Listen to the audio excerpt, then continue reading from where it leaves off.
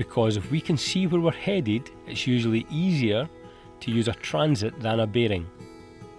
In this example, the tide is flowing strongly in this direction. This line shows the bearing I'm trying to follow. If I stick to that bearing, making no allowance for the tide, it pushes me well off course. My bearing is unchanged, but I'm going to end up in a different place. In this case, with land behind, it's much easier to use a transit, also called a range.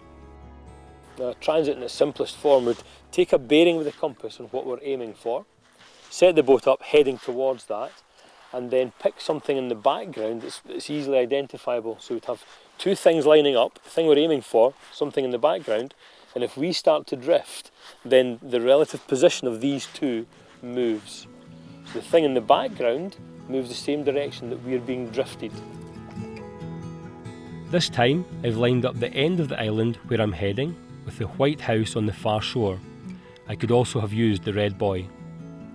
These 2 points are a visual reference of my bearing, shown by the blue line. I'm trying to keep the 2 points lined up while I kayak across a now more powerful tidal stream. To keep on transit, I have to turn the bow into the flow, which means my compass no longer shows my bearing. But by keeping the transits in line, I'm straying very little from my course. I know when I've been drifted and I can climb back on course. On a different piece of coastline, you can see this from a kayaker's perspective. I paddled here by keeping the end of the island in line with the white building behind. Now if I allow my kayak to drift to the left, the more distant transit also appears to drift to the left. My kayak is off course in the direction to which the far transit appears to move.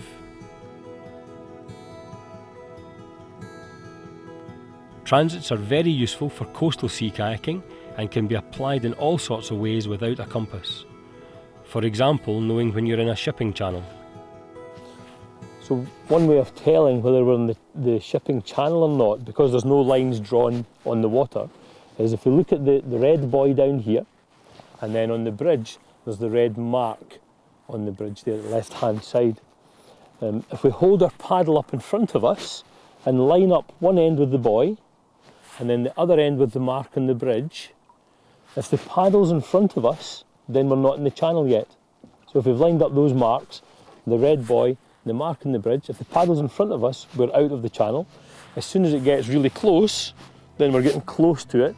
But as soon as we can't actually line the two up in front of us, we're definitely in the channel.